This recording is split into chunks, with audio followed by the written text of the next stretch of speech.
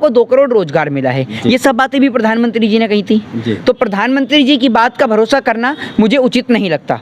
इसीलिए मैं सीधे तौर पे कहता हूँ, क्योंकि आप ये समझिए, अगर आपको ये बिल वापस लेना ही था, आपने क्या किया कि मैं देशवासियों से आपकी उस माफी के चलते, आपके उस 1 साल से ऊपर आंदोलन के चलते 650 से ज्यादा हमारे देश के किसान भाइयों ने अपनी जान को गंवाया है। आखिर उनकी मौत का जिम्मेदार कौन? सीधे तौर पे बताइए। अगर एक आदमी इस देश के अंदर किसी का मर्डर करता है, 2 करोड़ रोजगार मिलेगा। प्रधानमंत्री जी ने यही बात की थी कि भाई 100 स्मार्ट सिटी आपको देश को मिलेंगी। प्रधानमंत्री जी ने यह बात की थी कि देश में बुलेट ट्रेन चलेगी। ना तो मेरे को कहीं बुलेट ट्रेन नजर आई है, ना मुझे वो 100 स्मार्ट सिटी नजर आई है, और ना युवाओं को 2 करोड़ रोजगार।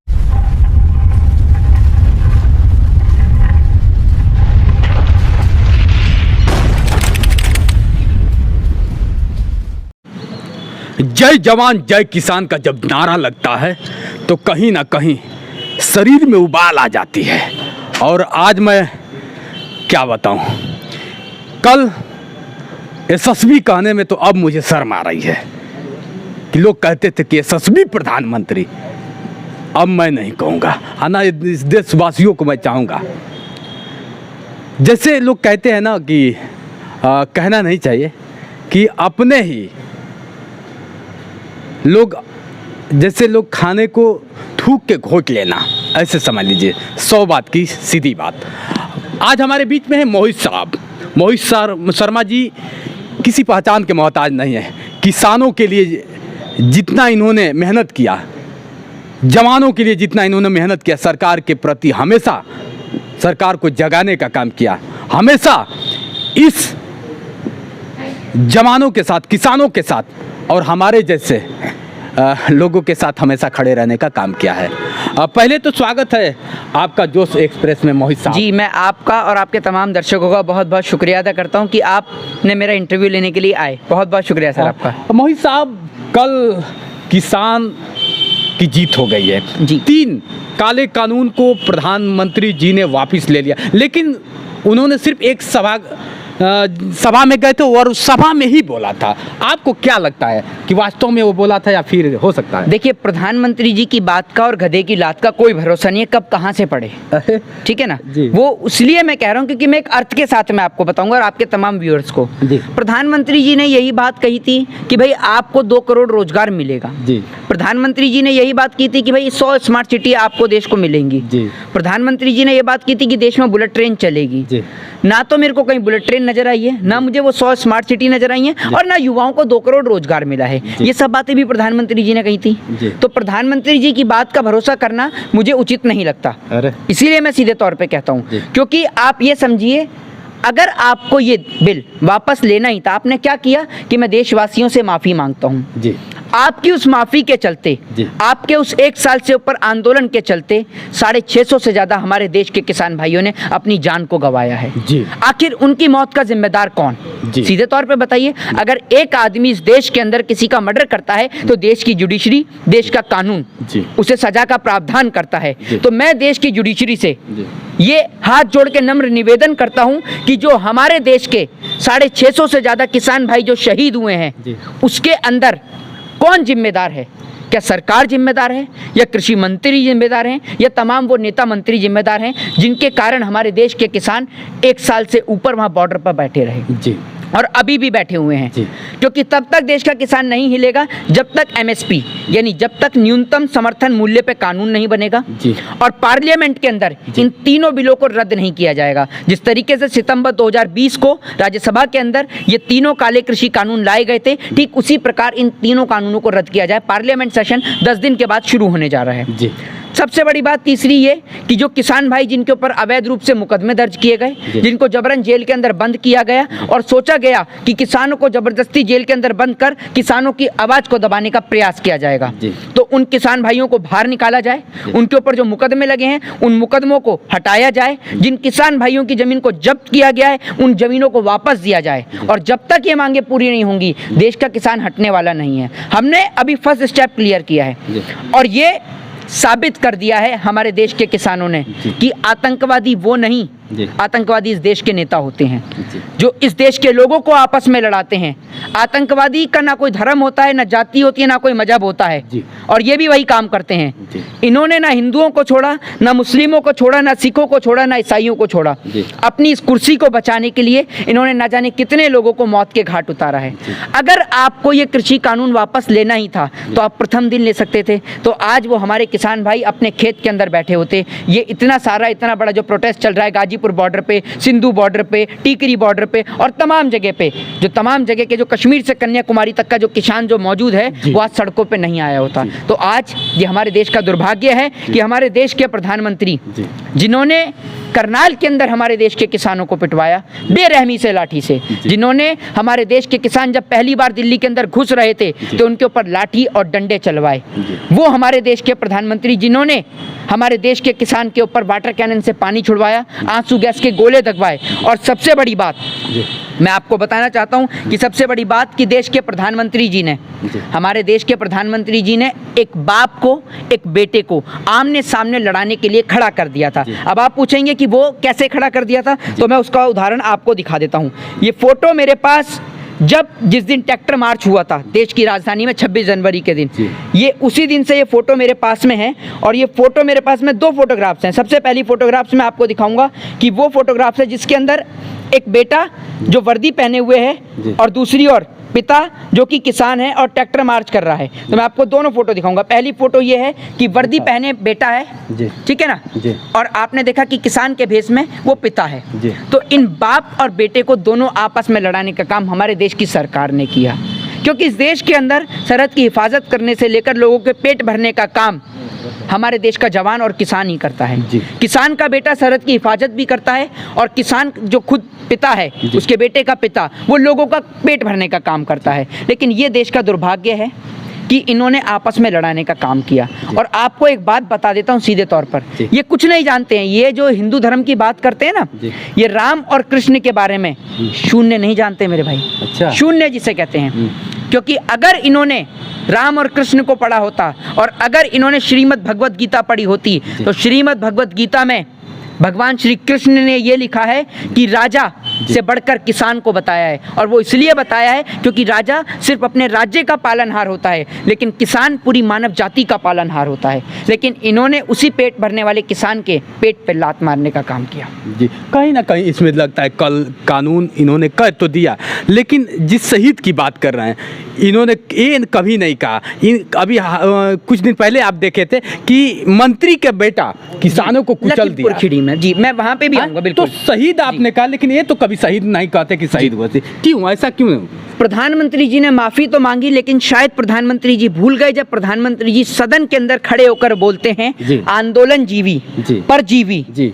आप ये भूल गए, ये आंदोलन जीवी परजीवी वही हैं जिन्हों के बदौलत इस देश को आज़ादी मिली।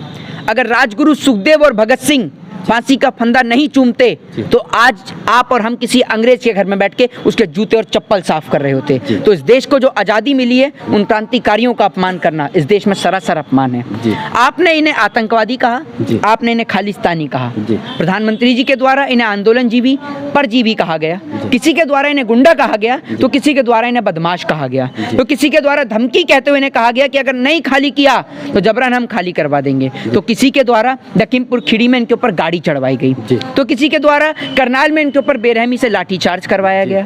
तो आपने देखा कि किसी के द्वारा रातों रात जो किसान भाई सो रहे थे उनको डंडे से पीटा गया। तो क्या इस देश की रीढ़ की हड्डी पर प्रहार करना, क्योंकि अगर किसान इस देश का दिल है, जवान अगर इस देश का दिल है, तो धड़कन इस देश का किसान है। और जब बात इस देश की दिल और धड़कन की आएगी तो निश्चित तौर पर इस देश का प्रजातंत्र जागेगा और ऐसे प्रधानमंत्री से सवाल करेगा। क्या लगता है कि जब अगर ये 3 काले कानून वापस ले लिया है, किसान को अब आंदोलन करना बंद कर देना चाहिए या फिर लगे रहना चाहिए? किसान आंदोलन बंद नहीं कर सकता जब तक उसका कर्जा माफ नहीं होगा, एमएसपी पे रिटर्न में कानून नहीं मिलेगा, पेपर। ये मैं आपको बता देता हूं, आप जितेंद्र जी एक बात सीधे तौर पे समझिए। दिसंबर के टाइम में, सर्दियों के टाइम में, पिछली बार आपको याद होगा एक बिल आया था जिसको बोला गया था CAA और NRC। उसके जरिए देश की राजधानी में दंगे हुए, दिल्ली पूरी जल गई, पूरी राजधानी जल गई CNRC के मामले में। आखिर क्या हुआ CAA और NRC का? कुछ नहीं हुआ, क्योंकि ये कोई भी बिल लाते हैं तो दंगे करवाने के लिए, अपनी कुर्सी को हासिल करने के लिए। तो आज अगर प्रधानमंत्री जी ने बिल वापस लिया है तो इसलिए कि उत्तर प्रदेश के चुनाव में उत्तर प्रदेश के अपराधी मुख्यमंत्री, ढोंगी मुख्यमंत्री योगी आदित्यनाथ उर्फ अजय सिंह बिष्ट की कुर्सी के चारों जो टांगे हैं वो हिल रही हैं। इसलिए इन्होंने इस बिल को वापस लिया कि किसान की सिंपैथी मिल जाए। अब आपको किसान की सिंपैथी नहीं, किसान के वो पुराने जूतों की माला मिलेगी आपको। प्रधानमंत्री जी मशरूम खाते थे, चाय बेका करते थे, अब मशरूम खाते हैं। प्रधानमंत्री जी की विदेश यात्रा करते हैं, कोई सवाल खड़ा नहीं करता। 10 लाख का सूट पहनते हैं, कोई सवाल खड़ा नहीं करता। हमने कभी नहीं कहा कि प्रधानमंत्री जी विदेश क्यों घूम रहे हैं, क्या कर रहे हैं, क्या नहीं कर रहे हैं, मशरूम क्यों खा रहे हैं। किसान जींस की पैंट पहन ले तो आफत आ जाए, किसान पिज्जा खा ले तो आफत आ जाए। वो किसान जो लोगों का पेट भर रहा है, अगर उसने खुद कुछ खा लिया तो आपको दिक्कत हो गई उससे। आप कहते हैं ISI की फंडिंग आ रही है, आप कहते हैं टेररिस्ट की फंडिंग आ रही है, आप कहते हैं विदेशों से फंडिंग आ रही है। अरे आज आपको उस किसान के आगे झुकना पड़ा। तो मैं यही कहूंगा कि सत्य को प्रताड़ित किया जा सकता है लेकिन पराजित नहीं। और एक बार फिर सच का बोलबाला हुआ है और झूठ का मुंह काला हुआ है। जी, कहीं ना कहीं कहते हैं कि मैं देशवासियों से माफ़ी मांग रहा हूँ, तो उसी देश में आप जैसे जवान भी हैं जो कि हमेशा ललकारा करते हैं, हमेशा तीखे शब्दों से प्रहार भी किया करते हैं और सच्चाई दिखाने का प्रयास करते हैं कि सच्चाई वो नहीं ये है। तो इसमें आप क्या लगता है कि आप माफ़ कर पाएंगे? देखिए, हम ललकारते इसलिए हैं, गुस्सा इसलिए आता है कि वो जो हमारे किसान भाई शहीद हो गए, प्रधानमंत्री जी ने कह दिया कि मैं देशवासियों से माफ़ी मांगता हूँ।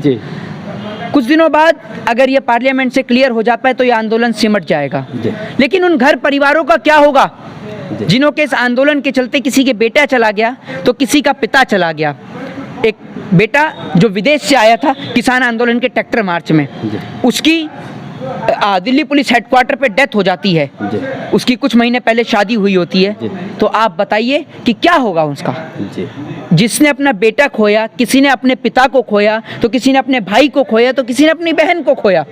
तो आपकी माफ़ी से वो लोग वापस नहीं आ सकते। तो ठेस इस दिल को इसलिए पहुंचती है क्योंकि हमने हमारे परिवार से आर्मी में भी हैं, खेती भी करते हैं। इसका मतलब ये नहीं कि अगर हम दिल्ली में आके, मुंबई में आके रहने लग गए हैं तो हम खेती से नहीं जुड़े हुए।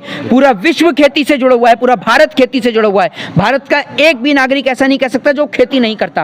हम नहीं करते, हमारे पूर्वज किया करते तो थे ना खेती। भारत एक कृषि प्रधान देश है और भारत की 80% आबादी खेती से जुड़ी हुई है।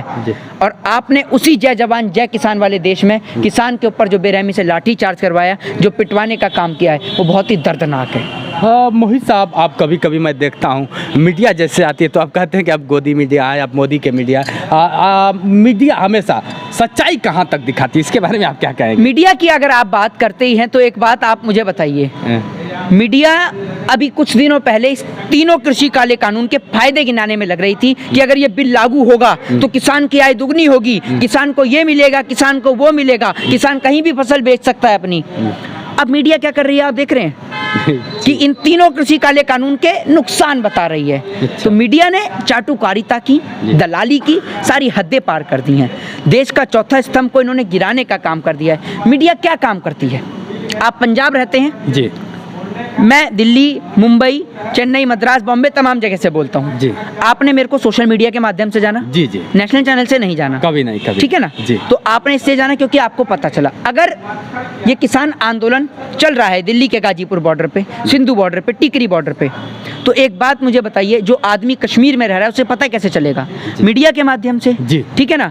तो भाई मीडिया ने क्या कर दिया है, मीडिया तो हर एक डिबेट में, आप खोल के देख लीजिए अपने टेलीविजन चैनल को, हर एक डिबेट में एक हिंदू स्कॉलर मिलेगा, एक मुस्लिम स्कॉलर मिलेगा। वो 3-3 हजार रुपए में फिक्स पैनलिस्ट होते हैं, 3-3 हजार रुपए में। कभी इस बात को गौर से चेक करके देखिएगा कि आज तक न्यूज 18 में नाम लेके बोलता हूँ चैनल का, क्या करेंगे? मुकदमा दर्ज करेंगे, बंद करेंगे। तो चल रहे हैं मुकदमे भाई, जेल से, या हम आपके मुकदमों से नहीं डरते। आप चैनलों पे देखिएगा पैनलिस्ट, रिपब्लिक भारत पे, सब चैनलों पे सेम पैनलिस्ट मिलते हैं। कोई आपने देखा सामाजिक कार्यकर्ता, ठीक है ना, कोई पॉलिटिकल एनालिस्ट, ठीक है ना, कोई वरिष्ठ पत्रकार, कोई आर्मी का, और बाद में पता चलता है सारे एक ही हैं भाजपा से।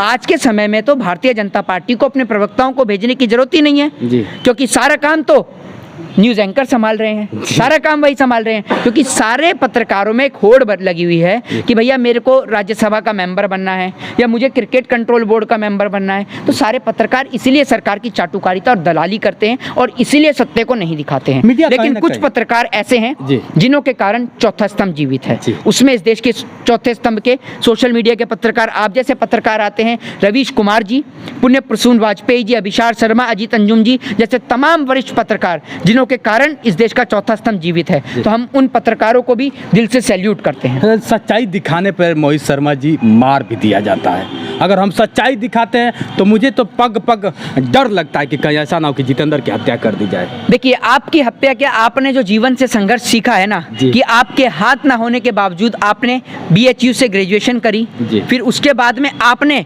तो खुद बाइक चलाते हैं, साइकिल चलाते हैं, तो आपको जन्म देने वाला ऊपर वाला है और मारने वाला भी वही है। अगर मार दिया होता तो उसी दिन मार दिया होता जिस दिन आपको बिजली का करंट लगा था, आप नहीं बचते। तो वो मैं आपको बता दूं कि इंसान सिर्फ एक औपचारिकता अदा कर सकता है, बाकी जीवन और मरण तो ऊपर वाले के हाथ में है। और हमारा काम है सत्य को बोलना, और अगर सत्य को बोलते हुए हमारी जान जाती है तो ये हमारा सौभाग्य है, क्योंकि उसी सत्य का साथ देते हुए और अपने देश और अपने वतन के लिए सरहद पे जवान भी गोली खाता है, लेकिन अगर हम सरहद पे नहीं जा पाए तो हम अपने देश को, अपने मुल्क को किसी भी तरीके से इस कंट्री में कंट्रीब्यूट करना चाहते हैं। और वो तरीका अगर बोलने का है, सत्य को उजागर करने का है, तो हम सत्य बोलते रहें।